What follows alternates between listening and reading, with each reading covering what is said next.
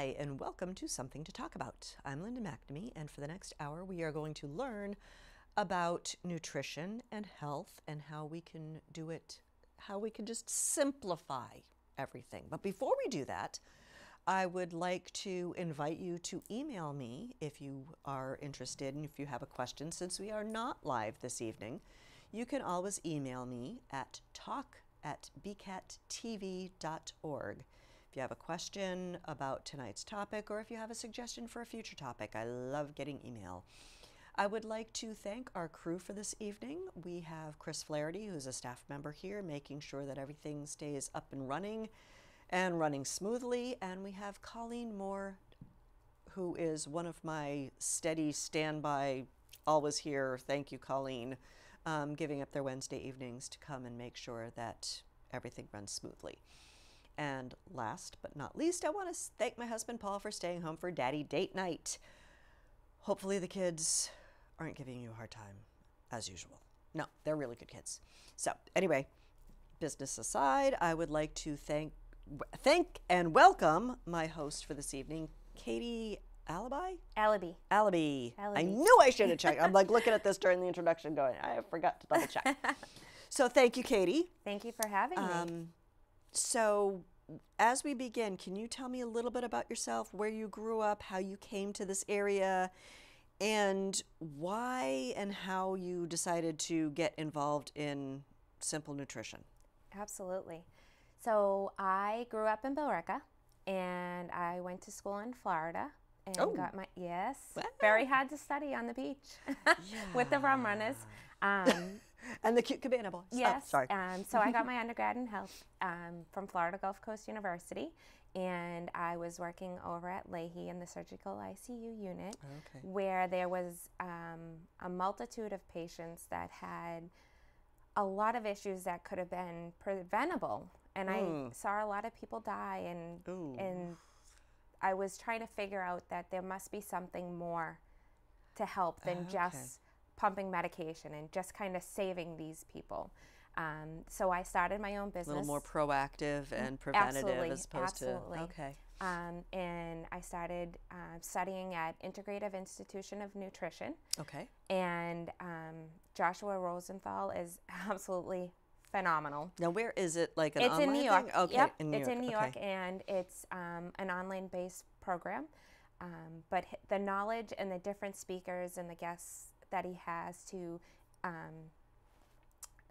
talk about all the different topics are amazing, and they're so well-rounded that it just kind of said, oh, maybe I should do that. Maybe I should try to help people through diet, nutrition, and exercise. Before they get to the surgical ICU. Oh, and so that they can change their lifestyles to be healthier and not have to have these medical issues. Plus, now you're just pumping more chemicals and medications in, and you don't know what's in them, and there's always reactive and conflicts and all this kind of stuff. I can't fixing a broken arm with a Band-Aid type thing. It's, right. And so it's digging deeper and trying to get to the root of why are they overweight? Why are they unable to exercise? Well, some of that's genetic, though, isn't it?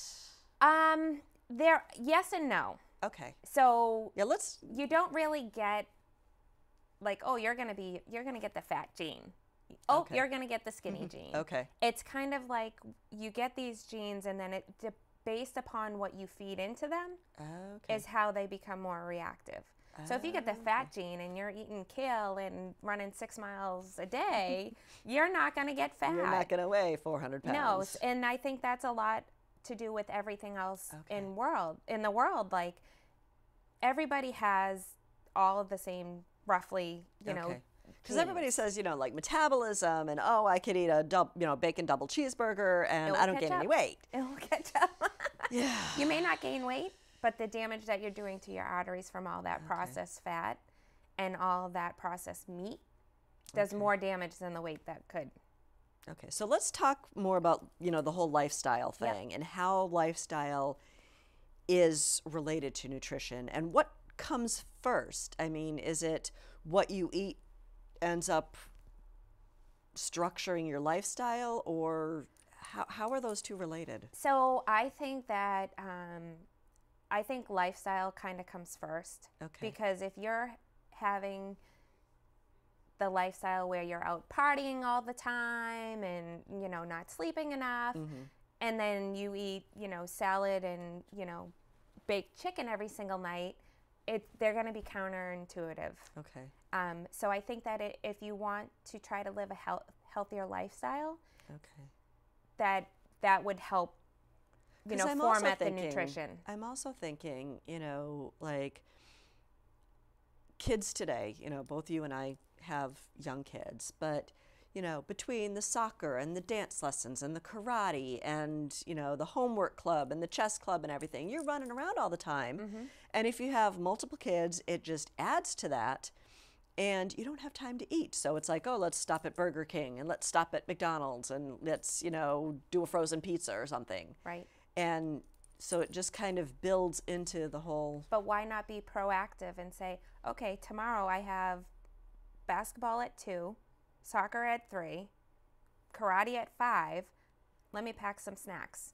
Then you're packing apples. You can pack sandwiches. You can have a whole bunch of different healthy snacks that are readily available. What about like granola bars? I mean, yes, they're processed, absolutely.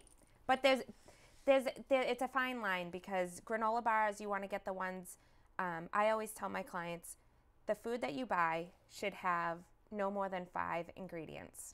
Okay. And all of those ingredients, okay, you should be able to pronounce. read and understand and, you know, pronounce overall. Okay. So the less ingredients, the better it is for your body to digest and break down. Like an apple, 1 ingredient. True. Granola bar, it's oats, dried fruit. You know, you can either have honey or, you know, organic maple syrup to add that little bit of sweetness. Okay. And then that will give you that sugar, you know, that sugar sweetness that you're looking for. And it's just being able to take that time to pre-plan your next day. Oh, okay. I know I didn't write this, but as we're talking, I'm thinking, okay, granola bars, and, you know, somebody said peanuts or nuts are a great nutritious snack, but with so many allergies today, how do you find that balance? I mean, you can't bring the almonds to school for a snack because there might be somebody in the class that's allergic to them. So what are some of the alternatives? Other than like the processed muffins and... See, I tend to, I have a problem that I like to bake everything. I like making everything at my house. I like baking stuff too. But we have a dehydrator. Oh, okay. And so I would help do like dried fruit. Oh, okay. And even the stuff that you can buy at Whole Foods or Trader Joe's. And your kids eat this? Yes. Okay. See, my kids won't. but it's because that's all they've been used to. Right. Okay. I've always been, you know, somebody that was about health. I've had, you know, self-conscious issues, you know, my entire life about my weight. And so that kind of started that whole healthcare, you know, transition in my life. So and your children will get that way if that's all that's available to them. You know, and it's unless just they starve changing. First. They will, but it will get rid of all the toxins that they have from the processed foods. Okay. So speaking of toxins, where do they come from? I mean, what kind of toxins are we talking about? Okay, so when... Yeah, that's a whole hour episode of its own, but... So when you have food that doesn't get broken down into your digestive tract, those remnants of that food product become toxins, and they sit in your gut and the liner of your gut, and they just fester and they just build. Oh, that sounds pleasant. And so not a lot of our ailments are because we have toxins in our gut. Okay. And so by cleansing that, as I was mentioning earlier about the bone broth, that will cleanse out your gut, because it has glucosamine, which is an enzyme that is utilized in your digestive tract. And once you clear that out, you're allowing your body to take in the good nutrients and keeping it flowing throughout, you know, the top to the bottom. Okay. Now, since we did not talk about the bone broth while we were while we were recording, that was kind of like, you know, whatever, when you're sick, you know, grandma's soup. You know, you didn't grab the can off the shelf. It was, you know, homemade soup with the bone broth. And now, this actually just came up with somebody I was talking to recently. Bone broth. Yes. Bones come from animals. What about vegetarians? What do they do? Can they, like, make some kind of soup stock from vegetarian? Well, I think stuff? I think Kettle and Fire actually came out with a vegetarian line. Okay. I know that they have the chicken and the beef, and then one with mushrooms. Oh, and okay. I'm trying to think of the other one, but I know that they do have a vegetarian alternative. Okay. I'm not 100% sure as the complete. I'm not gonna try to make up something. Well, I know I'm just, you know, throwing new stuff at you that, you know, we haven't planned about.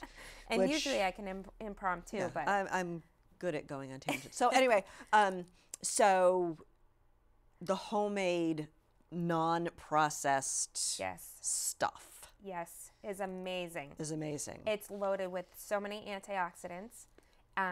It's loaded with an ample amount of collagen to boost your elasticity in your skin. Now we're talking vegetable soup or like chicken noodle soup, or it's the bone broth. Okay, it's the bone broth itself. Yeah, okay. It's not anything like put into it. Okay.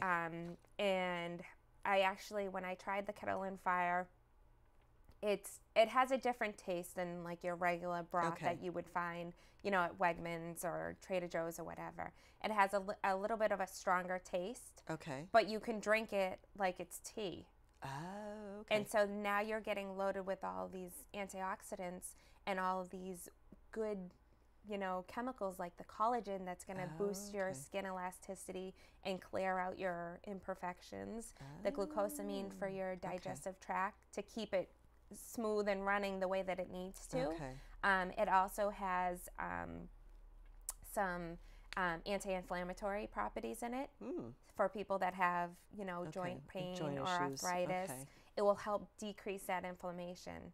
It has, I can't even pronounce the GAG name. It's really long. Really long. Really long. That's why we go with initials. GAG, but that's what helps to decrease the inflammation in your joints. Okay. And by decreasing that, then you're decreasing your need for any sort of ibuprofen or Motrin because now you're relieving that pain naturally. Okay, now with broth, I know, like, I don't know if it's because it's processed or if it's just the nature of the product, sodium content. Yes.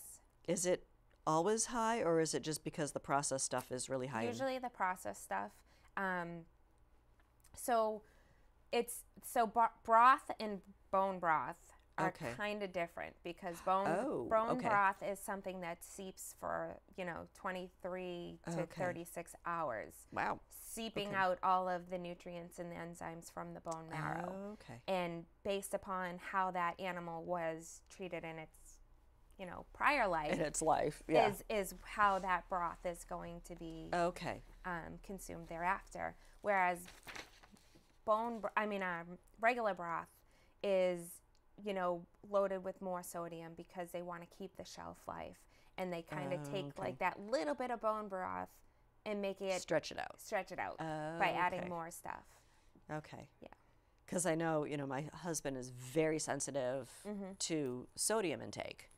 And exactly, you look at labels and it's like, I don't even look at milligrams. I look at percentages because that works better for me. Right. And it's like, okay, one serving of this has, you know, 42% of your sodium intake. It's like, okay, maybe not. Or I've seen 37. I don't know if I've seen 42, but I'm like, okay, 37's a little high. Yeah. Let's go with the 12. It's much better. Now, when you talked about cleansing. Yes. I've had conversations with friends and colleagues where they go through like those special weekly cleanse. Is that healthy for you, that where all of a sudden you're like, okay, I'm going to detox this week? I don't think it's very healthy to do it on a regular basis. I think it's like a scheduled thing. Well, more so like, you know, to cleanse out, like, say, you know, the holidays. Yeah, okay. Chances are not many people ate like they Healthy. normally do. Yeah. You know, healthy, and then your body becomes used to the way that you used to eat, and then you're putting all this other crap in there that then it starts to build up more.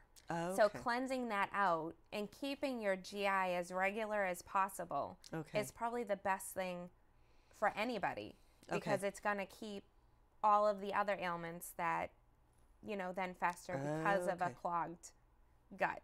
Right. You know, and you don't want to get to that point. Okay. You know, and even including, you know, a high fiber into your diet to keep that GI going, to keep it cleansed and kind of. So high fiber is a good thing? High fiber, but. Not too high. Not too high. Like, you don't want to be going to the bathroom on a regular, you know, 24-hour occurrence. But I would, you know, do that deep cleanse, you know, 3 to 5 days, but then kind of for a regular day-to-day thing, you know, keep a good Just amount of fiber in there and kind of keep a moderated amount of other things. So don't do like the seesaw thing where it's like eat crap, detox, eat crap, detox. Just kind of try to get it balanced so that you can keep, because everything in your body is going to try to balance itself out. Okay. So if you're constantly going up and down, your body's going to one day, you know, not immediately, but go into some sort of shock, like, what the heck are you doing to me? You're killing me here. And so it's very important to keep the balance and, you know, cleanse out the toxins, and don't cleanse out the toxin and then go eat crap.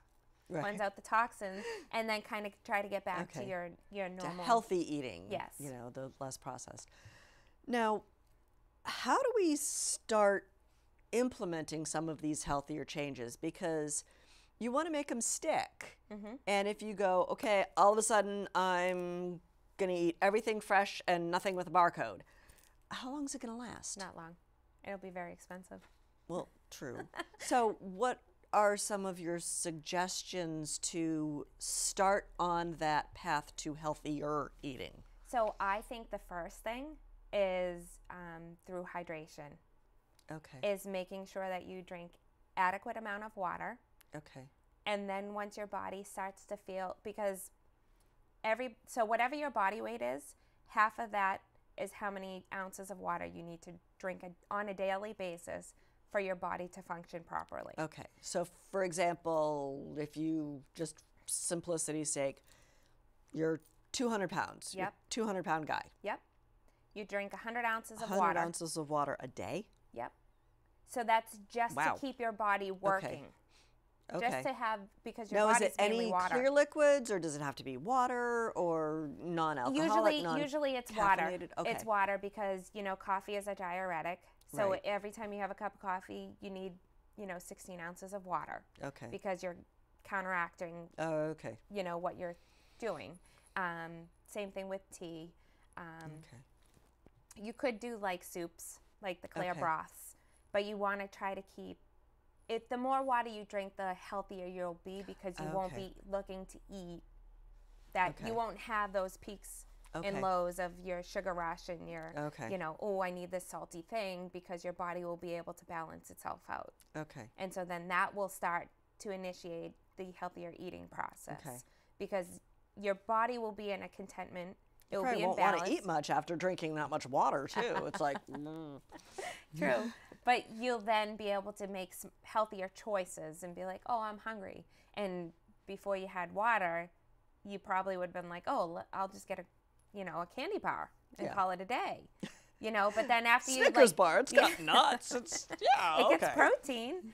But then you'll have time to be able to be like, okay, that's not really what I want. I really would like to have, you know, a piece of chicken with, you know, sweet potatoes. Or sometimes you are just thirsty, and, you know, you have the glass of water. It's like, okay. And sometimes you eat because you think you're hungry, when exactly what you said, you're thirsty. And, you know, a lot of people, like, when they have, you know, heart attacks or congestive heart failure or any sort of issue like that, it's because they don't have enough blood volume. In order to increase your blood volume, you need to increase your water. More liquids. So it's okay. You start off with the dehydration, which then stems into the fact that your organs are not getting properly oxygenated from the blood because there's not enough volume to go through. Okay. So a lot of these crazy ailments are stemmed from dehydration. Wow. Isn't that amazing? That is pretty cool. And I'm just, thinking back to like my dad, and I'm like, gotta drink more water. Oh, I don't need to drink water. Mm-hmm. It's like, I'm not thirsty. Yes, you are. And when you're thirsty, when you finally feel like you're thirsty, you're already dehydrated. I have heard that as we sit here chugging our water. Right. So how long do you need to practice drinking all of that water before you start implementing another change? Or I would say a couple weeks, maybe like 2 to 3 weeks, and then start slow. Okay. You don't want to start and say, I'm doing everything healthy, I'm not eating I'm anything. going to be a vegan. Yes, because then you're depriving your body of what it needs. Okay. And if we learn to listen to our bodies, it will tell us what we need. Okay. Like, it tells us when something's wrong because we feel pain. Okay. So if we listen to it and we feel what we really truly need, then we'll end up living a healthier lifestyle because we'll be like, oh, I really want like kale chips, or oh, I want chips. Okay. And you can still eat chips, but get a better quality of them. Okay. So start small by just saying, okay, the first 2 weeks, I'm going to increase my water, Okay. by 2 cups a day. Okay. Fair enough, right? And then 2 weeks after, say, you know what? I'm going to take an apple every single day as a snack. Okay. I'm going to try to eat 1 apple. And then just slowly doing it will make it so that it will stick, because you're not overwhelming yourself by cutting out everything. Okay. And as you slowly implement all the like small changes, they're going to stick. They become habits, Yes. and then they're more likely. They're more routine, and they're going to stay for a long period of time. Because plus, I mean, right now, you haven't spent, where you are now. It took you 30, 40, some, X number of years to get there. Yep. So it's not going to change overnight. You kind of Right. have to, well, hopefully it won't take another 40 years. Right. But, you do need to accept the fact that it is a pattern, it is a habit, and you need to start Slow. fixing it slowly. Yep. And it's a whole theory of, the tortoise and the hare. Mm-hmm. You have to just take one Slow step and at a time, steady. slow and Yes. steady, and unfortunately in our society, we want that instant gratification. Oh, yeah. And we want to lose 20 pounds after we just ate, a dozen donuts. Yeah. And, just sucked back a big milkshake. In reality, you can do that, but you're going to cause a lot of issues on your internal organs. And so in order, there was one article that I had read a while back that had stated the longer that it takes you to get to your healthier lifestyle, the longer that it will last. Oh, okay. So if you lose it in 2 weeks, it's going to be back on tenfold in a week. Right. So if it takes you 6 months to drop 5 pounds, doesn't matter, because you're going to feel healthier because you're hydrating your body. You're taking slow steps to be able to change your lifestyles and your healthy eating habits. And you're not causing additional damage to the arteries or your heart or any. Now, can some of that damage be reversed? It depends on how far it's been. Okay. It depends on where it's Because I've heard like some people have been diagnosed as being type 2 diabetics. Absolutely. And 100% of, yes. Then they start eating healthier and lose, 10 pounds or whatever. And it's like, wow, all of a sudden, Yep. I don't have to be on my meds anymore. Yes. That stuff, absolutely. And your body is an amazing machine. If we allow it to have time to heal itself, it will heal itself. Mm. If you're living a healthy, nutritious lifestyle. Like they have, there was a question that you had asked on there that was saying, the contradictory health and nutrition matter. I forget how you had worded it, but it's more saying. The website mentions contradictory nutrition and health advice. Yes. So it's that meaning, what I mean by that is you can sit there and see all these ads about, you know, take this, you'll lose 20 pounds in 2 weeks and da-da-da-da. Drink this shake or take this pill or, you know, and this medicine will eliminates fix anything. tummy fat or something, you know. And that doesn't work for everybody because every single body is different. Every digestive tract is different. They're all the same, but yet so different. So what works for you will not work for me. What works for Joe Schmo, you know, we all have our own thing. And so it's trying to listen to our body to find out what it's going to be right for us. You know, and when they say that, you know, an example that I would use is like, oh, this vitamin, if you take this vitamin, you're going to lose 20 pounds and you're going to be fitting into your high school jeans in no time. Well, that may be the case if you're deficient in that vitamin. Oh, okay. But not everybody's deficient in that. And so it's not like, always a one-size-fits-all diet. Exactly. And that's kind of where I'm trying to explain to people is that being on, you know, the ketogenic diet, that may work for some people, but other people it will not. And, you know, ketogenic to have... Yeah, let's start talking about going into more detail of what exactly does it mean to be a ketogenic diet. So ketogenic means that the foods that you eat will actually start to break away at your oh my God, fat cells. The fat cells. Thank you. The fat cells, and then it would what your body does when it goes through the metabolism, it produces ketones, and when you have too many ketones, it's not a good thing. So it's kind of trying to find that balance. But when you're on the ketogenic diet, it's going to eat away at that fat cells to provide, so you'll burn the weight faster.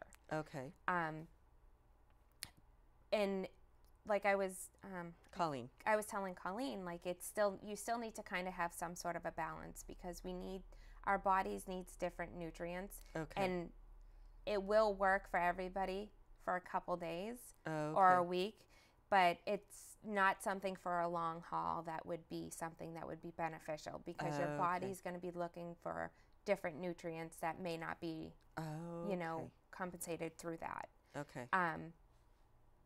Now, is that like a special food diet or?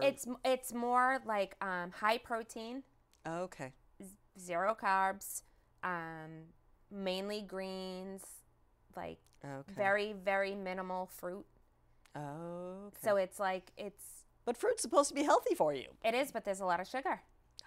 And that's the other vice, is the sugar. Sugar, there was actually an article over in the UK about way back when sugar first came out that they were banning sugar because of its addictive properties, that it's just as addictive, if not more, than cocaine. Wow. And they banned it overseas, that you could only get it at an apothecary. And this is, you know, back in the day. And then it comes over to the U.S. and we're like, ooh, sugar! What else can we put sugar in?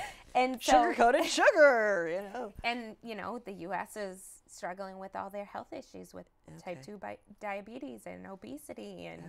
And, you know, cancer is on the rise because cancer loves sugar. Bacteria loves sugar. It tends to multiply rapidly in a sugary environment. And we put sugar on everything. And then we add a little bit more sugar, you know? And if you want to slide that back, thanks. That might help. It keeps just sticking, you know, Velcro. Whoever invented. Now, again, I'm going on a tangent here. If we don't want to go here, that's fine. But we're talking about sugar, and too much sugar in your diet is a bad thing. Well, then they came out with all these artificial sweeteners. Which is even worse. But those are bad for you. So where do you find is there a balance? I mean, how do you eliminate sugar altogether? I mean, I don't. Do you go to sugar in the raw? Do you just natural sugars, honey? Yes, that's exactly where I was going. I do sugar from the stevia leaf. Is stevia okay? It I is. mean, because it's... But it can't be the processed. Oh, So they've processed it to put it in those little packets that you can take on the go. I don't use that. I use this extract so that it's just like a little drop, and it's one little drop. Where do you get that? Wegmans. Oh, okay. Wegmans. So right in their health and beauty section, right in the back, is where all their organic food is. And then once you get to the freezer section and then on is where all their processed food is. Do you see how big the difference is? Or I'll use honey. Okay. I do the raw honey. There's a lady in Billerica, Harmon's Honey. Ooh, okay. Yep, that I buy it from there. Or Greg's Farm in Billerica. I buy from any farm stand. I didn't realize they had honey. They do. And that was another thing is, I had a couple clients saying, well, eating healthy is so hard because it's so expensive, I've noticed that. And I said, well, it is. It's not that it's more expensive, because when you're eating healthy, you eat less. So if you think about it, you're spending, say, simple sake, you spend $200 a week at the supermarket, and you got, Oreos and my favorite, and, potato chips and Doritos and, all of this stuff. Okay. $200. And you're still hungry after you finish eating something. Mm-hmm. Then you go and spend $200 and you get, apples, grapes, kale, cucumbers, peppers, tomatoes, and you eat an apple and you're like, oh, I'm good. Banana, the miracle fruit. Yeah. And it's the whole misconception that good food is more expensive, because you're thinking that you're going to have to buy the same quantity as you would for the processed food. Okay. Because I never really thought of it that way. Yeah. It's if I didn't try it, I wouldn't have known that. I wouldn't have even believed it myself. And then another option is we have the CSAs. Okay. And those cost $600 for the season, which runs April to November. Mm-hmm. And then you get weekly produce, fresh produce, straight from the ground. Right. Completely unprocessed. Less than 24 hours from, for like $20 a week. And you get... There's a lot of food, too. Yes, a lot. And so, when clients say that to me, I'm like, have you looked into this? They have, different farms produce different crops. And so you kind of pick which farm that you like the majority of their stuff. Right. But it also gives you an exposure to vegetables and produce that you wouldn't normally have going to the there's supermarket. like 12 different kinds of eggplant. It's right. like, wow, okay. Right. And there was a what was it called? What is it? A patty pan squash. Oh, never so heard it of looks that. like a top, like the old spinning top. Oh, yeah, okay. And it has kind of an acorny kind of flavoring. Hmm. Delicious. Never would have known it if I didn't. Who knew? But all of those fresh produce is what's going to help you to live a healthier life, because it's going to leave you satisfied. You're not going to be looking for, milk chocolate or Oreos. Oh, I'll still probably look for the milk chocolate. Dark chocolate. Yeah, dark chocolate's healthy. Yes, dark chocolate. Sign me up for that. It's a health food. It is. Okay, when my mind's going in like 30 different directions. When we started talking about getting on that healthier lifestyle, I'm just wondering, when you set a goal to how much weight, how do you know if you have to lose 10 pounds or 20 pounds? Do you go by a BMI? Is that still working? Do you go by body type? How do you know what is your ideal weight? So your BMI is going to give a number that kind of gives your health risk assessment. Based upon your BMI is kind of how likely you are to get, health issues because of the abundance of body fat. Okay. I don't personally use that with my clients. I know a lot of people are turning away from BMI, but I'm like, well, what's the alternative? So I don't really try to put a number on it because, if you're eating right, you have a balanced life outside of your nutrition. Like your house is good, your family life is great, you know, everything's in a good balance, and you're eating right and you're exercising, then the skill doesn't matter.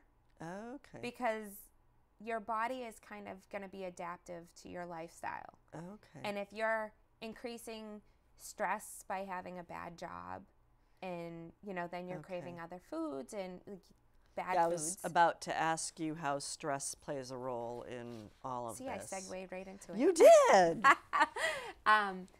So, you know, when we become stressed, cortisol gets released in our body. Okay. And then it's like a brain chemical thing? It is. Okay. And we're looking to kind of to fix that, to get our bodies back in balance. So really trying to balance out that cortisol, we end up going for sweet or salty stuff. Whatever it is. Chocolate-covered popcorn, you get both. Right? Probably not the healthiest snack. So the body's constantly trying to be in homeostasis, trying to be balanced, and trying to, you know, match the yin and the yang. And so when our body is under stress and we're producing excess cortisol, we're then requiring something to balance it out. And that's when the processed foods and the cravings and everything come into play. And instead a lot of times you don't crave you know, strawberries. You crave chocolate. Right. Caramellos. They're my vice. And forgot about those. Oh, I know, because you can only find them at select stores. Okay. But it's being able to attack that stress at the root and trying to, you know, decompress from that without giving into the cravings, without giving into the chocolate or the salt or whatever, and just being like, okay, you know, is this really going to matter in a day? Or just sitting back and doing some deep breathing. Right. Just trying to decompress so that your body has an opportunity to go back into homeostasis. And then you'll be like, okay, so now what do we do? Yes. Well, I'm just thinking, you know, we're just getting over the holiday season, and a lot of times that can be very stressful to, you know, family dynamics. And so just give it time. Yes. Get out of the situation and chill. Yes. That's my kids laugh at me because, you know, they get at each other. They're two little girls, and, you know, they get at each other. And I'm like, you know what? Let's just all chill, because your body works better when it's just relaxed. Not when it's up in an uproar and everybody's screaming and, you know, hooting and hollering and saying these, you know, things. Nobody has ever calmed down by being told to calm down. Exactly. You know. And being yelled at too, Right. And so hopefully by me teaching them, being at the age that they are, that will then set the stage for them in the future. Yeah, it's like, I think that's why there's been a lot more attention to meditation and just, you know.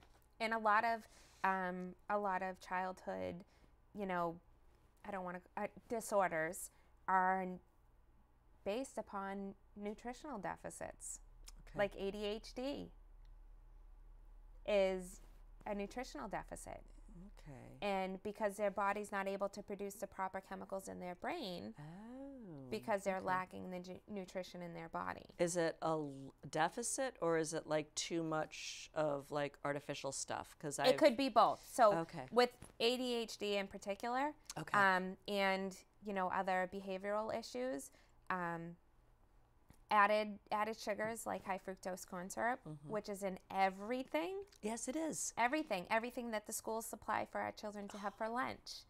And then they send them back to school, and then the kids are all over the place, and they don't know why, and they say that it's a behavior issue problem. And honestly, it's probably not. It's probably a lot to do with what they're consuming. And their bodies are so little that you're giving them, you know, like there was, I forget what the product was, like one of those little slushy thingies that they sell.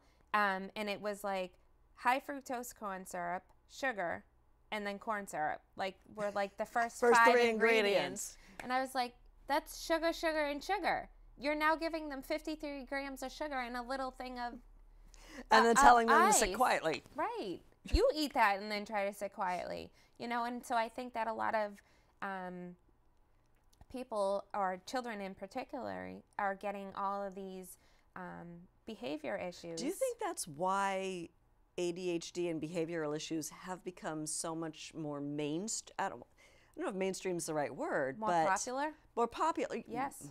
Popular is probably not the best word, Yeah. but because I'm more like, common. when I was growing up, we didn't see, there might have been like one behavioral kid in the entire grade, and now it's like, half the class. Right. Well, I think nutrition plays a huge part, but I also think that technology plays just as big a part. Okay. Because I talk to my kids and I'm like, I didn't even go to computer class until I was in 7th grade. And you're having it in kindergarten and first. Oh, I had this conversation with my daughter about how old I was when I got my first cell phone. Yeah. Did you have a cell phone in 6th grade? No. Yes. No, I didn't. And No. so it's that go. Right. And so their brains and like are you said, still instant forming. gratification. And Yep. And they're still forming, and then they're not getting the proper nutrition that they need to. And so both of those are just kind of going at each other. And these poor children are like, well, what am I supposed to do? Yeah. I'm just trying to listen to what my body's doing. And, then they're getting reprimanded, and that's a whole So now they're trying to do, show. the schools are trying to do things like the giant rubber band where the kids can bounce, and the bouncy chairs. Yeah, the fidget spinners and Yeah. the big exercise balls that they can spin and sit. I'm like, what are you doing? Giving them ab exercises, like making sure they have no cellulite? Like, I get the moving. I get that. Yeah. But why don't you look at the nutrition?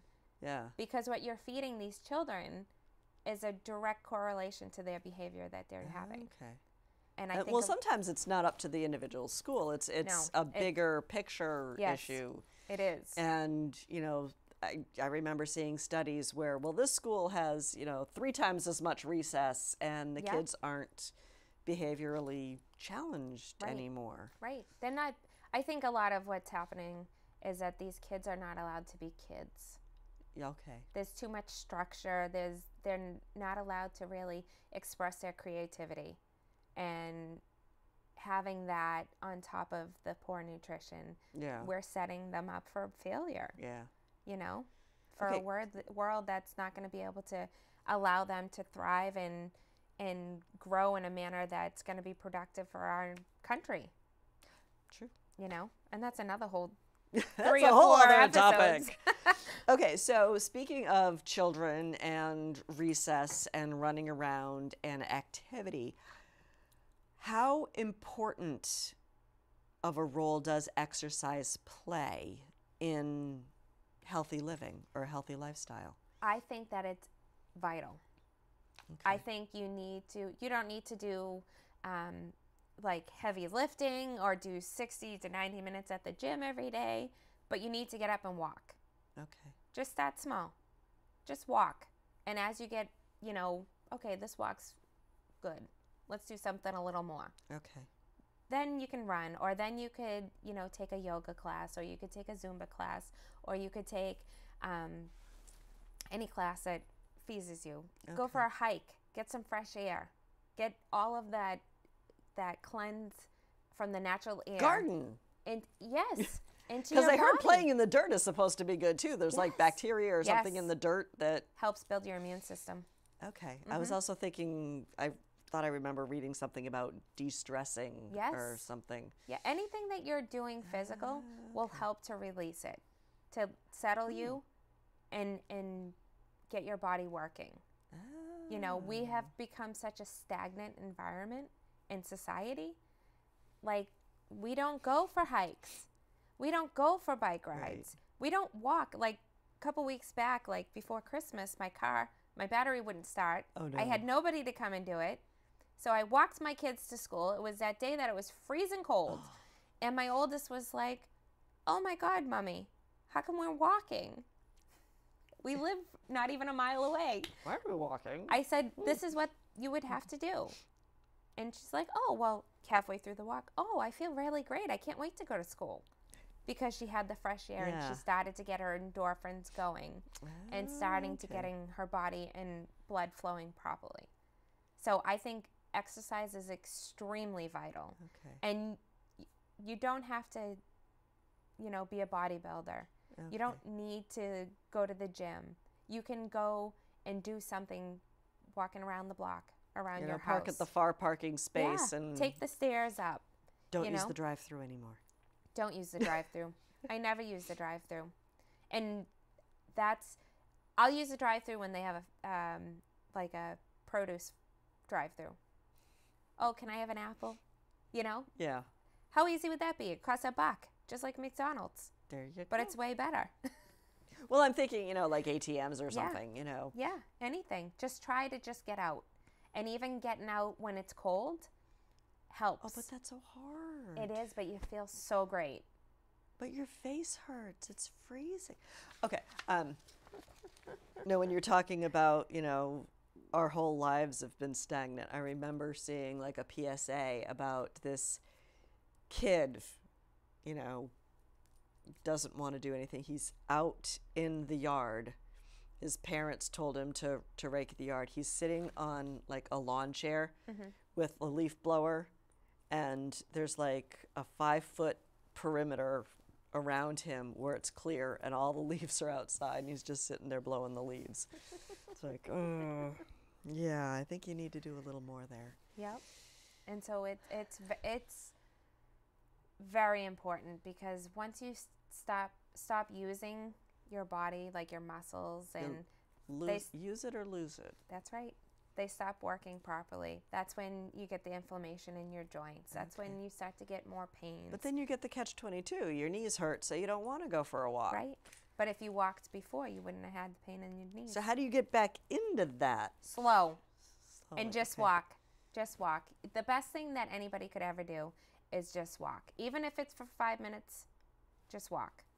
5 minutes one day, the next day it's Go 10. to Wegmans. Walk up and down each aisle. Exactly.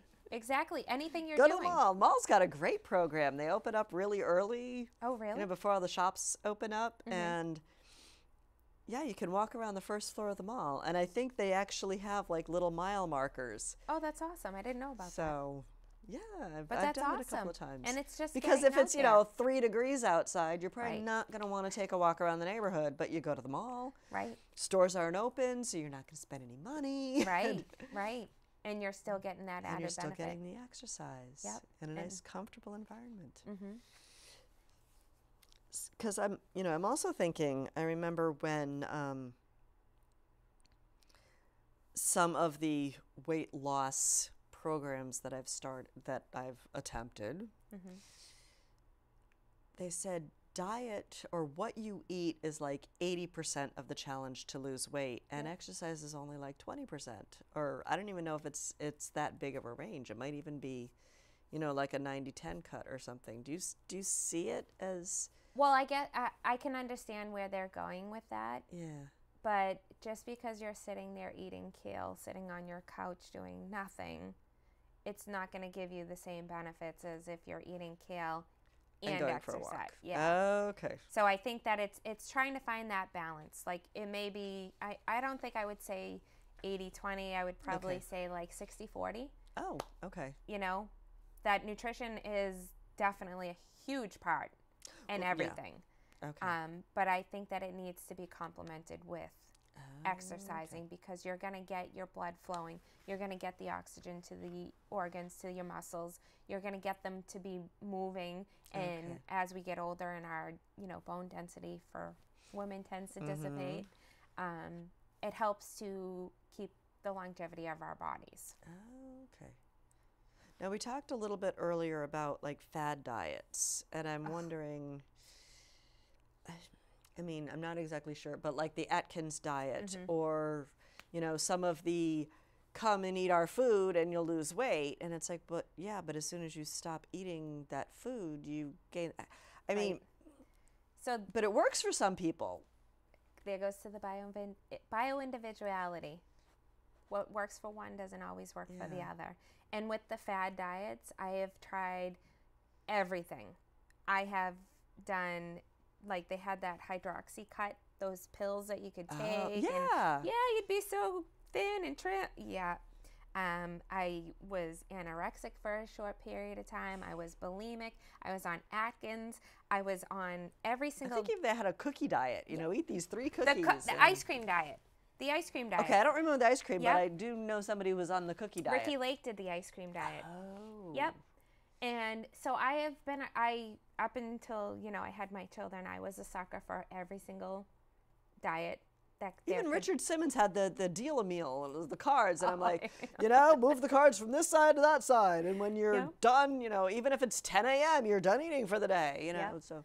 And I think that for me, and like I said, everybody is different, and what works for one may not work for somebody else, but I think just having the same basic guidelines of eating the most purest food that you can eat. Okay. And only eat when you're truly hungry. Definitely start off with breakfast. You want to get your metabolism going for the day.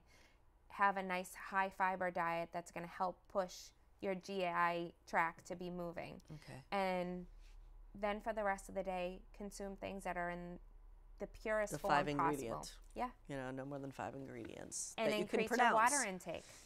Water is an important one. Water is huge. Even if that's all you can do for the first month, you won't even believe how great you'll feel. Yeah, I know.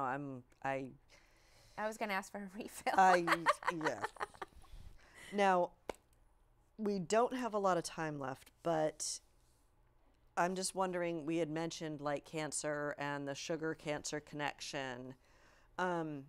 Is there always a connection? Is there a connection between cancer and nutrition? Because sometimes it's just a genetic thing, and can cancer be fought with? So everybody has cancer. Okay. Everybody has it. And then depending on, environmental factors, whether it's your nutrition, stress, lack of sleep. Sleep is very huge for being healthy. Oh, okay. Very huge. That could initiate, the cells to metastasize faster. Cancer loves sugary environments, environments that are, really mucousy, like from dairy products. So I don't think that if you are, have high blood sugar, that's going to initiate cancer. Okay. But it definitely increases your odds or your risks of getting it. Okay. I'm not 100% sure, because nobody truly knows. Well, yeah. And millions of dollars of research going into this. So. Right. And they've actually just came up with that vaccine, Moderna in Cambridge, that vaccine for cancer that is based, and I could be, completely wrong on this, but what I read from, their website and everything is that their cancer vaccine is based upon your DNA. So it's an individual, it can't be one vaccine for a million people.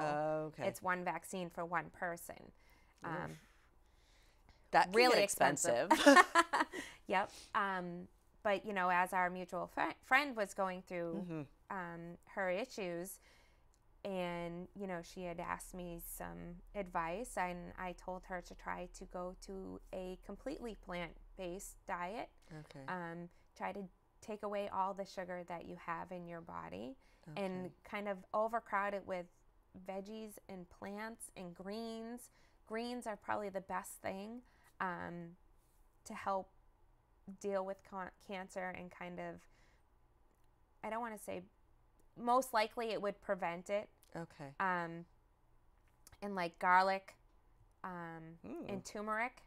Oh, okay. Turmeric, which is an anti-inflammatory herb, but it helps to fight off cancer. And there was an acronym that I gave her, GBOMS, which stands for greens, beans, onions, mushrooms, berries, and seeds. So those were kind of the things that I suggested that she kind of try to incorporate in her diet. I'm not a big mushroom fan. The I don't do reishi, fungus. right? I don't either, but the reishi mushroom, the red mushroom, is probably one of the best medicinal mushrooms there are out there. And there's been a lot of evidence base that have proven to help cancer patients. Why no meat, though? Huh? Why no meat? Because of all the because of all the toxins. You can have like a lean protein, like a little bit of like some lean chicken or some salmon. Salmon is really good. Okay. But the red meat is so hard for our body to break down. Okay. And so what that does is it causes the toxins to build in their stomach, and then it causes, So you know, like we're by nature, you know, with the whole teeth thing, we're supposed to be omnivores. And Yes. But we don't. So the size of your palm is how much meat you should eat. Per meal or per day? Per day. Wow. Because I heard that's like 3 ounces. 3 to 4 ounces. Wow. And what you go to, you know, a restaurant, you get a piece of filet mignon. It's like an 8 or 12 ounce piece. Yeah. So as a Some society, restaurants, you know, 16-ounce steak. I'm like, right? who can eat a pound of meat at one sitting? Yeah. Gross. Yeah. But we then overeat. And so where our bodies can only handle to break down that much, and now we're tripling it. Mm-hmm. So now all of that extra 2/3 is now sitting in our gut.